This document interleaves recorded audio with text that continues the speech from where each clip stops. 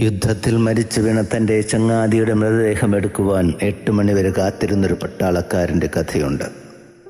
8 മണി നേരമായപ്പോൾ ഇരുട്ടിൻ്റെ മറവ് പിടിച്ചുകൊണ്ട് ആ രണഭൂമിയിലെത്തി തൻ്റെ ചങ്ങാതിയുടെ മൃതദേഹവും തോളിലെടുത്ത് കൂടാരത്തിലെത്തിയപ്പോൾ പട്ടാളക്കാർ അയാളോട് ചോദിച്ചു, ഇത്രയധികം സാഹസികതയോടെ ആ രണഭൂമിയിൽ പോകുവാൻ നിനക്കെങ്ങനെ ധൈര്യം വന്നു എന്ന്.